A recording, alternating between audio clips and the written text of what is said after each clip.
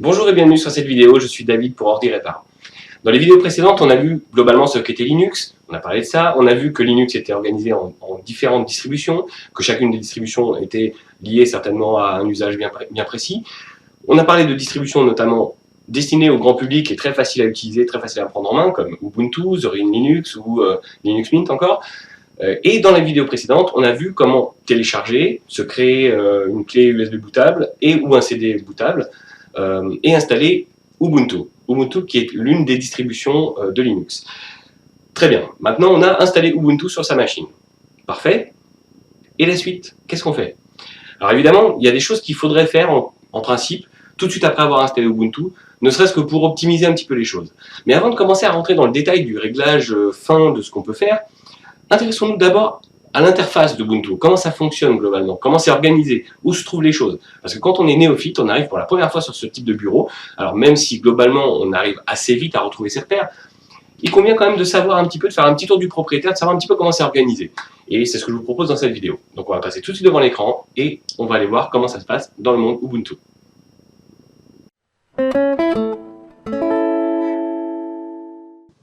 Donc nous voilà sur le bureau de Ubuntu. Et à partir de là, on va s'intéresser un petit peu à la façon dont tout ça fonctionne. Alors, de façon très simpliste, encore une fois, c'est juste un tour d'horizon des principales fonctionnalités. Mais déjà, ça va vous permettre peut-être de mieux vous repérer et de comprendre un petit peu la philosophie derrière ce système qui est Ubuntu. Donc, bien entendu, comme sur Windows, pour ceux qui sont habitués, vous avez une image d'arrière-plan qui correspond au bureau.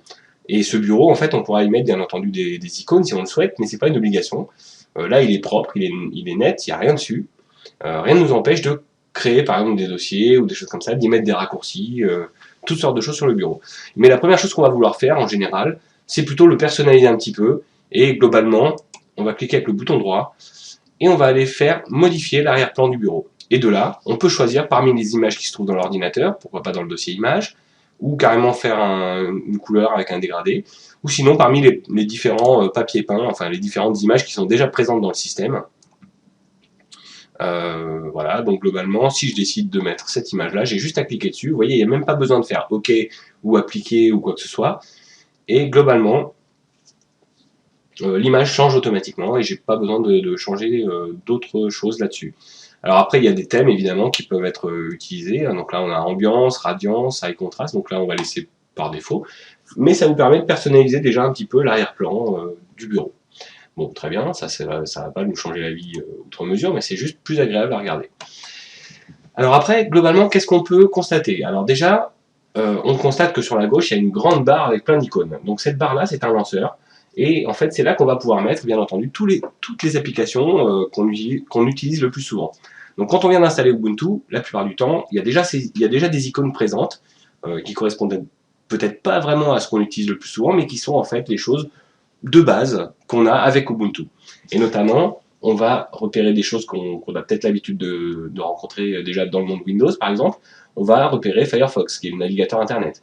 On a d'autres applications qui sont la suite bureautique, par exemple, LibreOffice, qui permettent d'avoir un équivalent de Word, un équivalent d'Excel, un équivalent de PowerPoint déjà sur Ubuntu, sachant que l'application Microsoft Office n'existe pas sur Linux d'une façon générale. Donc le traitement de texte sera remplacé par LibreOffice Writer, donc l'équivalent de Word. Le tableur, ce sera l'équivalent d'Excel, donc il sera remplacé par Calc. Et le troisième programme, qui est Impress, va venir, quant à lui, remplacer PowerPoint. Donc ces trois programmes sont compatibles avec les fichiers qui sont issus de la suite bureautique de Microsoft, à quelques petites exceptions près. C'est une compatibilité qui n'est pas là à 100%, mais globalement, c'est déjà en général suffisant pour un usage à la maison, ou même pour en faire quelque chose d'un petit peu plus poussé. Simplement, le vrai problème que vous risquez de rencontrer, c'est si vous avez des fichiers Word ou Excel, ou même PowerPoint, qui auraient des macros à l'intérieur, eh bien ça ne fonctionnera pas sur LibreOffice.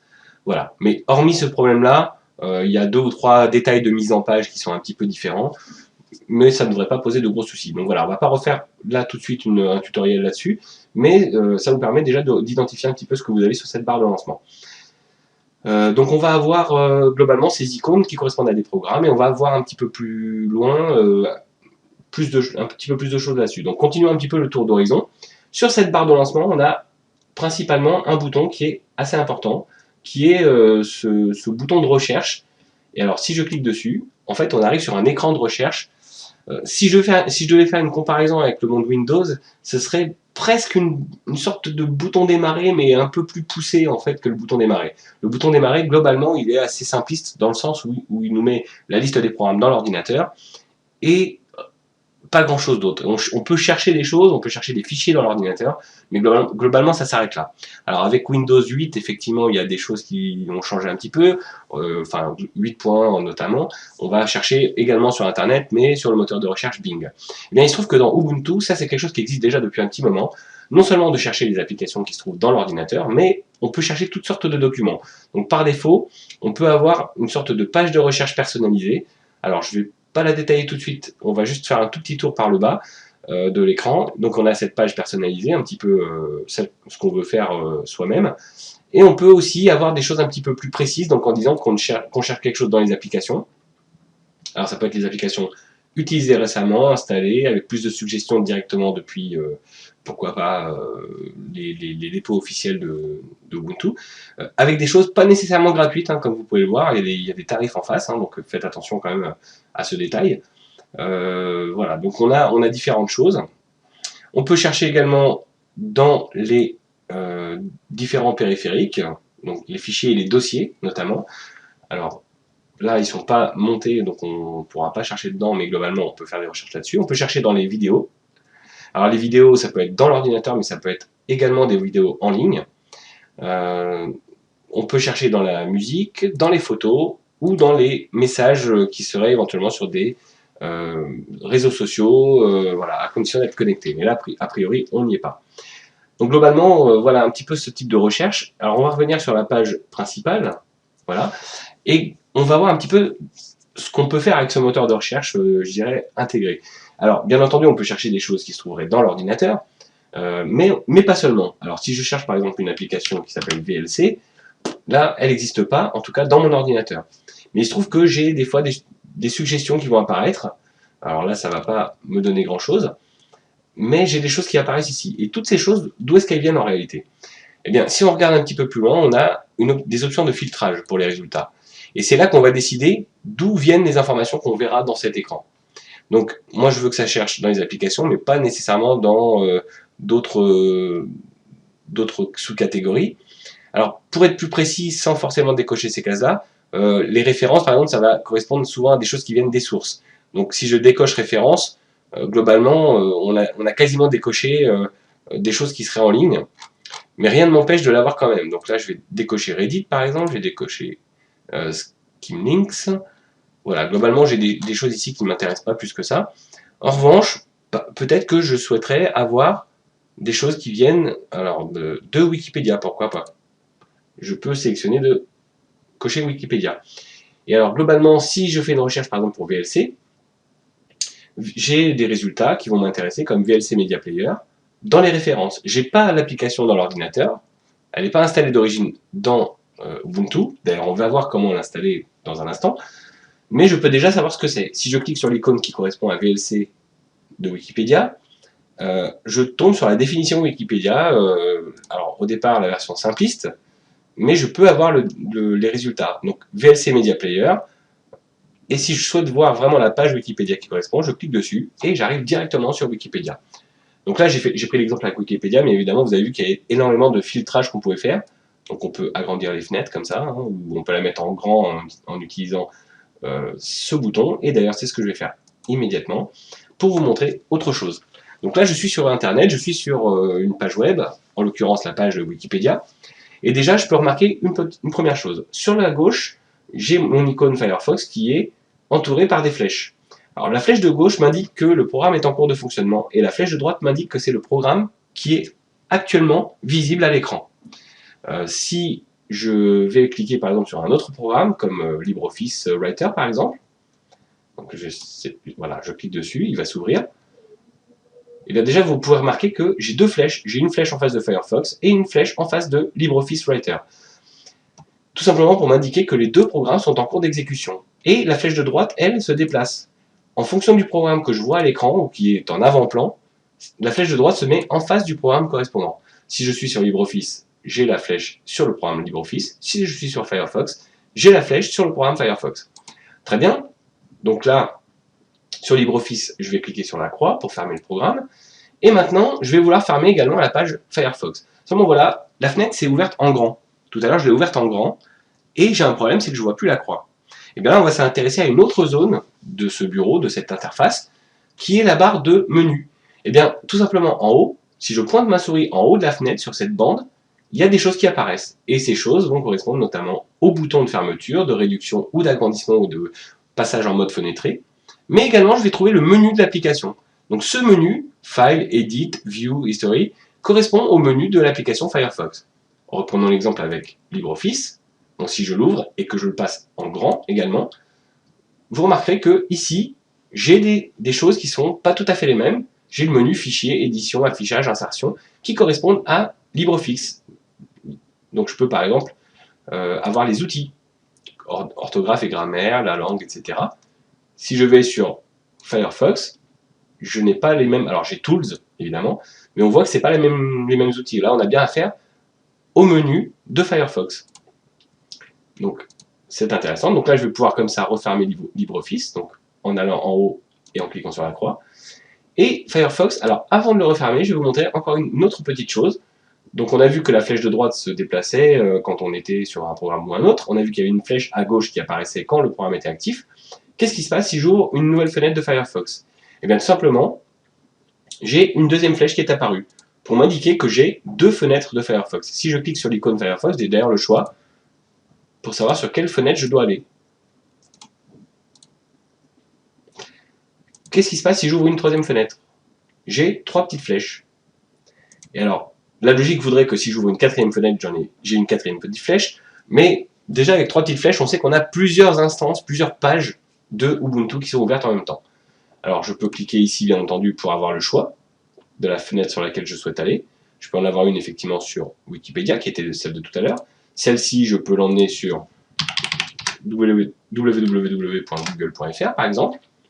Pendant que celle-ci, qui se trouve ici, je vais l'emmener sur perdu.com par exemple. Voilà, ce site voilà, est toujours présent. Et j'ai comme ça toutes mes fenêtres. Et je peux, par exemple, fermer celle-ci parce que je n'en veux plus.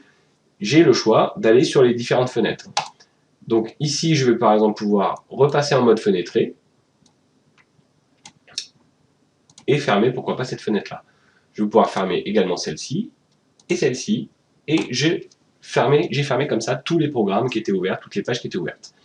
Donc voilà globalement comment on se déplace, je dirais, dans les différentes fenêtres ouvertes et comment on accède notamment au menu qui se trouve dans cette barre de menu. Alors cette barre de menu, c'est bien, mais au bout de la barre, il y a des choses qui ne sont pas nécessairement liées aux applications sur lesquelles je vais être, aux applications que je vais lancer. Il y a des icônes qui finalement restent relativement fixes. On a toutes ces icônes en fait correspondent à des boutons et à des menus. Si je viens cliquer par exemple sur la première correspond à la gestion du clavier. Donc on va avoir le choix de la langue, français ou anglais. Une autre icône évidemment qui est très importante, alors c'est vrai que si vous n'êtes pas connecté à Internet, vous ne pouvez pas avoir accès à toutes ces pages évidemment. Et cette icône est importante parce que c'est justement l'icône qui correspond aux connexions réseau. Donc c'est là que je vais pouvoir choisir le réseau Wi-Fi par exemple, si j'étais connecté en Wi-Fi. Bon là cet ordinateur a priori lui il est plutôt connecté en filaire, c'est une tour. Donc je vais pas pouvoir le faire comme ça, mais globalement ici c'est là qu'on gère tout ce qui correspond à la connexion réseau. Ensuite on va gérer tout ce qui correspond à la messagerie. Donc évidemment il faut pour ça avoir configuré correctement les logiciels de messagerie. Donc là Thunderbird je l'ai lancé tout à l'heure, donc il a tenté de se connecter, j'ai lancé précédemment, donc là il faudrait configurer réellement le compte de messagerie dans ce logiciel qui sert à relever les emails.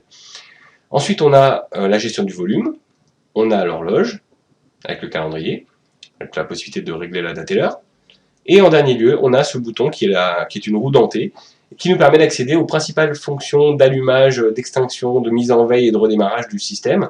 Alors on peut également changer d'utilisateur, changer de session, si on a plusieurs utilisateurs, ou tout simplement verrouiller la session quand on est par exemple au bureau et qu'on va boire un café, pour pas que les gens viennent changer notre ordinateur et trifouiller dedans, on peut verrouiller la session, ce qui oblige à retaper le mot de passe quand on a besoin de s'y connecter à nouveau. De là, on va avoir accès aux paramètres du système. Alors pour information, ces paramètres système, on les a également ici par défaut. sur cette icône dans le lanceur. Donc c'est exactement la même chose. On a tout en haut des informations sur l'ordinateur en question, c'est-à-dire savoir quel type de processeur on a, combien de mémoire, etc. Et on a ici une chose très importante, c'est l'aide Ubuntu. Donc si on ouvre l'aide Ubuntu, moi je vous invite à venir y jeter un petit coup d'œil parce que comme ça vous aurez toutes sortes d'informations sur Ubuntu et sur la façon de l'utiliser. Et grâce à cette aide, en fait, vous en saurez probablement un petit peu plus. Donc tout ce que je n'aurais pas pu détailler dans cette vidéo, globalement, vous le trouverez déjà d'une part là-dessus, et puis d'autre part, bien entendu, sur Internet. C'est là que vous allez avoir la plus grande source d'informations sur ce que peut être Ubuntu, sur la façon de l'utiliser correctement. Donc voilà ce qu'on peut dire globalement déjà de ces icônes. Et alors, deux autres icônes que je voudrais vous détailler un petit peu, c'est l'explorateur de fichiers. Alors en cliquant dessus, ça ouvre le dossier personnel, hein, donc avec les documents, les images, la musique, les vidéos et toutes sortes de documents. On retrouve ici un petit peu comme à l'image de ce qui se fait dans Windows, hein, en fait les documents principaux, donc bureau, documents, images, musique, téléchargement, un peu ce qu'on a là, exactement les mêmes icônes que ce qu'on a là. Et là on va trouver ensuite les périphériques. Alors ça va correspondre en fait aux partitions du disque dur par exemple, aux clés USB qui seront branchées, ça va correspondre au lecteur CD par exemple, ça va correspondre à un disque dur externe, ça va correspondre à tout ça. On va retrouver ici toutes les informations. Et là par exemple, ici j'ai une partition de 23 Go, donc qui s'appelle volume de 23 Go chez moi, mais qui pourrait très bien porter un autre nom. Et quand je pointe la souris dessus, on me propose de monter et d'ouvrir ce volume. Alors qu'est-ce que ça veut dire monter et ouvrir? En réalité, si on veut vraiment regarder comment ça se passe, on va cliquer sur ordinateur, et en réalité, le système de fichiers dans Linux n'est pas comme dans Windows. Dans Windows, on parle de lecteur, un lecteur qui s'appelle C pour le disque dur, qui s'appelle D pour le lecteur CD, qui s'appellerait pourquoi pas E pour une autre partition du disque dur ou une clé USB. Dans Linux, ça marche pas du tout comme ça. Dans Linux, on a tout simplement le lecteur principal qui s'appelle slash, et en fait qui se prononce plutôt racine. C'est donc la racine de l'ordinateur et du système de fichiers. Et dans cette racine, on va pouvoir y incorporer des lecteurs. Les lecteurs vont venir s'ajouter dans cette racine à un endroit bien précis, mais pour pouvoir le faire, il faut lui dire que ces lecteurs existent et il faut faire une action qu'on appelle monter le lecteur. Alors, rassurez-vous, dans Ubuntu, tout ça, ça se fait de façon automatique. Si vous avez besoin effectivement d'accéder à cette partition du disque dur, le simple fait de cliquer dessus, ça va monter le lecteur et l'ouvrir. C'est d'ailleurs ce que nous propose l'option ici. Alors si je clique dessus, le lecteur est monté et il est ouvert. Il se trouve que cette partition, correspond à ma partition qui accueille Windows, parce que j'ai deux partitions sur cette machine virtuelle. J'ai un double démarrage avec le choix soit Windows, soit Ubuntu. Donc ici, je peux par exemple accéder comme ça à mes fichiers qui se trouvent dans Windows. Voilà, globalement, ce qu'on peut retenir de ça. Et vous avez dû remarquer qu'il y a une petite flèche ici, qui ressemble à une sorte d'éjection, un bouton d'éjection, en fait tout simplement parce que pour pouvoir utiliser une partition ou un lecteur externe ou quelque chose qui n'est pas propre au système de fichiers d'origine de Linux, il faut faire cette action de monter le lecteur. Mais de la même façon, quand on a fini d'utiliser ce lecteur, idéalement il faudrait le démonter. Ça correspond à peu près à la même chose que ce que vous faites avec la clé USB sous Windows par exemple. Quand vous branchez votre clé USB sur Windows, ça active la clé, et quand vous voulez retirer cette clé, il faut l'éjecter, enfin la retirer en toute sécurité. Et bien de la même façon sous Linux, quand on a fini de se servir d'une clé USB ou d'un lecteur particulier qu'on ne souhaite plus avoir dans le système de fichiers, on clique dessus et on va par exemple le démonter quand il s'agit d'une partition, ou alors on va carrément l'éjecter quand il s'agit d'une clé USB. D'ailleurs je vais peut-être vous montrer un petit peu ce que ça donne, j'ai une clé USB sous la main, juste pour que vous voyez, je branche la clé. Alors là elle est branchée sur mon PC principal, donc c'est une machine virtuelle avec Windows. Je vais juste simuler le fait de brancher la clé sur Ubuntu, voilà. Donc là Ubuntu détecte qu'il y a une clé, il va automatiquement me monter le lecteur qui correspond à cette clé USB. Voilà, et me montrer ce qu'il y a à l'intérieur. Et bien quand j'aurai terminé de me servir de cette clé, il me suffira de cliquer avec le bouton droit sur le nom de la clé, alors peu importe dans n'importe laquelle des fenêtres, hein, ça n'a pas d'importance. Je clique avec le bouton droit et je clique sur éjecter. Et le fait de cliquer sur éjecter, ça correspond au fait de retirer en toute sécurité ce périphérique. Donc là, à partir de là, je peux débrancher ma clé USB en toute sécurité. Donc ce serait pareil pour un disque dur externe, pour une carte mémoire ou n'importe quel type de mémoire de stockage que vous brancheriez sur l'ordinateur. Donc voilà globalement les quelques petites choses que je voulais vous montrer déjà sur cet explorateur de fichiers. Et pour finir, on va s'intéresser à la façon qu'on va avoir d'installer des programmes dans Ubuntu. En fait, dans Ubuntu, on ne va pas nécessairement sur une page web pour télécharger un programme et ensuite l'ajouter au système. Alors, on pourrait le faire évidemment, mais l'idée, c'est plutôt de ne pas aller chercher des choses à des endroits dont on n'est pas sûr. Il se trouve que Ubuntu dispose directement d'une Logitech intégrée au système et qui va lui permettre également de contrôler ce que vous avez mis dans l'ordinateur et de vérifier s'il y a des mises à jour. Alors, en l'occurrence, on va cliquer sur la Logitech Ubuntu, qui devrait s'ouvrir logiquement. Alors, je sais que parfois elle a un petit peu de mal sur cette machine virtuelle, alors rassurez-vous, sur un PC réel, en principe ça devrait fonctionner, voilà. Là ça a marché. Et tout à l'heure je vous ai parlé de VLC, j'ai cherché VLC mais je ne l'ai pas dans l'ordinateur. Et je souhaiterais par exemple l'installer. Et bien plutôt que d'aller farfouiller sur internet n'importe où, je pourrais déjà utiliser ma Logitech Ubuntu et voir dans les différentes catégories, alors accessoires, bureautique, graphisme, etc., ce que je peux faire. Globalement, ça serait plutôt dans son et vidéo. Mais si je connais le nom du logiciel, je vais carrément venir ici dans la recherche et je vais taper le nom du programme qui m'intéresse, en l'occurrence, ce sera VLC. Et il se trouve qu'il est connu par le système Ubuntu, c'est le lecteur multimédia VLC. Donc si je clique dessus et que je souhaite l'installer, tout ce que j'ai à faire, c'est cliquer sur le bouton Installer. Donc je clique sur Installer, et le téléchargement va pouvoir pratiquement démarrer. Et à chaque fois dans Windows, excusez-moi, déformation, oups, mea culpa, à chaque fois dans Ubuntu et dans Linux d'une façon générale, quand vous souhaitez installer ou désinstaller quelque chose dans le système, quand vous apportez une modification importante au système, pour éviter que ça se passe n'importe comment et que ce soit fait sans votre consentement, le système vous demande votre mot de passe. Donc là, en l'occurrence, il faut que je retape tout simplement mon mot de passe. C'est le même mot de passe qui a servi à l'ouverture de l'ordinateur, à l'ouverture de ma session, mais ça permet de m'authentifier et de s'assurer que j'ai le droit d'installer ce logiciel. Donc voilà, j'ai installé le logiciel, je vais maintenant pouvoir fermer la Logitech, Ubuntu, donc si elle veut bien se fermer évidemment. Voilà. Alors, on va voir si... Annuler, on va lui laisser un peu de temps, c'est pas grave, on va la réduire pour l'instant. Et j'ai mon icône VLC qui est apparue ici. Donc j'ai juste à cliquer dessus pour lancer le programme, donc on active les paramètres de base, et évidemment, alors ce qui est un peu perturbant, c'est qu'on a l'habitude de trouver les menus, fichiers, etc. Là, en fait, les menus se trouvent là-haut. Donc médias, ouvrir un fichier, et là je vais pouvoir aller ouvrir un fichier vidéo pour l'ouvrir avec VLC. Voilà, mais globalement, ça marche exactement comme celui qu'on utilise sous Windows. D'ailleurs, à la base, VLC a d'abord été fait, si je dis pas de bêtises, hein, a d'abord été fait sous Linux avant d'être porté sous Windows. Donc il fonctionne très très bien et c'est l'un des meilleurs, je dirais, l'un des meilleurs lecteurs multimédia qu'on peut trouver, que ce soit sur Linux ou sous Windows ou sous tout système confondu. À mon humble avis, c'est l'un des meilleurs. Donc je peux refermer le programme et vous remarquerez que l'icône reste ici dans le lanceur. Alors si je voulais effectivement me débarrasser de cette icône ici parce que je ne l'utilise pas forcément directement comme ça et que je veux peut-être plus l'avoir, je vais cliquer avec le bouton droit dessus et je vais avoir la possibilité de le retirer du lanceur. En le retirant du lanceur, ça va simplement avoir pour effet de ne plus apparaître dans le lanceur ici. Donc voilà globalement un petit tour d'horizon de l'utilisation globale et encore une fois très simplifiée de Ubuntu. On n'a pas été très loin dans les réglages, on n'a rien fait d'ailleurs en principe, mais déjà ça vous donne un petit aperçu de la façon de manipuler les choses, de savoir comment retrouver un petit peu vos documents, retrouver, pourquoi pas, trouver des programmes, les installer. Alors si je souhaitais désinstaller un programme, justement, c'est la dernière étape, on va le faire comme ça. Voilà, si maintenant je l'essaie effectivement, il est ici dans mes applications, et si je clique dessus avec le bouton droit par exemple, enfin je clique dessus tout simplement, on me montre un petit peu la fiche pour m'expliquer à quoi ça correspond, alors je peux soit le lancer, soit carrément le désinstaller. Et je vais cliquer sur désinstaller. Donc pareil que pour l'installation, on me demande mon mot de passe. Voilà, je tape mon mot de passe. Et voilà, la désinstallation se fait en arrière-plan. Alors j'ai même pas besoin de m'en soucier. En tout cas, c'est déinstallé.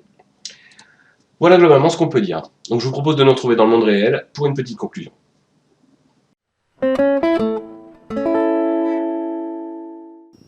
Bien voilà pour cette petite visite guidée, ce tour tout en survol de l'interface de Ubuntu. Alors cette interface, pour information, s'appelle Unity. Bon, elle a été soumise à controverse au départ, hein, ça n'a pas fait l'unanimité, ça ne plaît pas forcément à tout le monde, mais globalement cette interface À l'usage, elle n'est pas si inconfortable que ça. C'est vrai que ça peut perturber quand on vient du monde de Windows ou quand on vient même du monde Mac. C'est pas tout à fait pareil. Mais on s'y fait assez vite finalement, et on comprend assez vite comment les choses fonctionnent. Donc globalement, on a vu ensemble qu'on pouvait très facilement changer l'image d'arrière-plan, qu'on pouvait avoir sur le lanceur qui se trouve sur la gauche les principales applications, celles qu'on utilise le plus souvent, qu'on peut épingler un petit peu là-dessus ou détacher du lanceur. Sur ce lanceur, on a accès au bouton de recherche. Ce bouton de recherche va nous permettre de chercher effectivement des applications qui seraient dans l'ordinateur, mais pas seulement, ça va nous permettre également de faire quelques recherches en ligne sur des sites bien ciblés qu'on peut configurer dans les options du filtrage. Donc ça nous permet d'avoir accès, pourquoi pas effectivement, aux programmes présents dans l'ordinateur qui ne seraient pas dans le lanceur, c'est comme ça qu'on les retrouve en général. Donc ça c'est une autre façon de faire. Quand on lance des applications, on a vu que dans le lanceur, il se passait des choses également. On a des petites flèches qui apparaissent pour nous indiquer quels sont les programmes en cours de fonctionnement, quel est le programme qui est en activité. Et on a remarqué également une autre chose, c'est que les menus des applications ne sont pas attachés aux fenêtres. Ils sont en général sur la barre de menu qui se trouve tout en haut de l'écran. Alors ça, c'est vrai jusqu'à la version que je vous ai montrée, c'est-à-dire la version 13.10. Normalement, aujourd'hui, donc 13 avril 2014, c'est la date officielle normalement de sortie de la version 14.04 de Ubuntu. Dans cette nouvelle version, il semblerait que les menus fassent leur réapparition dans la fenêtre elle-même. Donc, à voir, à suivre, effectivement. Donc, à l'heure où je vous parle, je n'ai pas récupéré, ou du moins la version n'a pas été mise en ligne, ou du moins j'ai pas eu le temps de la récupérer. Donc, quand j'ai regardé ce matin, c'était pas disponible. Donc j'ai fait ma vidéo avec la version 13.10 qui, encore aujourd'hui, est d'actualité. Donc voilà ce qu'il faut retenir. Et c'est finalement une nouvelle façon de faire que d'avoir ces menus dans la barre de menu en haut. Mais une fois qu'on a compris le principe, on s'en sort assez bien. Dans cette barre de menu, quand on a agrandi les fenêtres, c'est là également qu'on va retrouver les boutons de fermeture des applications, donc la petite croix qui permet de fermer les programmes. Toujours dans cette barre de menu, sur le côté droit, on a les principales fonctionnalités de l'interface, c'est-à-dire le réglage du volume, la connexion en réseau, le réglage de la date et heure par exemple, mais également des notifications, par exemple pour la messagerie. Quand on reçoit de nouveaux mails, si on a une application de messagerie comme Thunderbird qui est configurée sur l'adresse mail de notre choix, dès qu'un nouveau message arrive, on aura une notification également dans cette barre pour nous dire qu'un nouveau message est arrivé. C'est également dans ces boutons qu'on va retrouver la roue dentée qui nous permet d'avoir accès à la fermeture de session, au changement d'utilisateur, à l'extinction de l'ordinateur, donc pour l'éteindre, le redémarrer, pardon, le mettre en veille. On pourra également là-dedans avoir accès aux paramètres du système, c'est là qu'on a la plupart des informations, et c'est également dans ce bouton, dans ce menu, qu'on va trouver l'aide principale d'Ubuntu. Ceci dit, l'aide qui se trouve dans Ubuntu, c'est une aide de démarrage, en tout cas, c'est une aide pour simplement prendre en main l'interface, un petit peu comme on vient de le voir, avec peut-être un petit peu plus de détails ou un peu plus d'explications. Mais la véritable aide, c'est surtout sur Internet que vous allez la trouver. C'est bien entendu sur les forums, le forum officiel, ubuntu-fr.org. C'est là que vous allez avoir le maximum d'aide, le maximum de renseignements pour vous en sortir sur Ubuntu. On a également parlé du fait d'utiliser l'explorateur de fichiers. Alors l'explorateur de fichiers ne s'appelle pas explorateur réellement dans Ubuntu.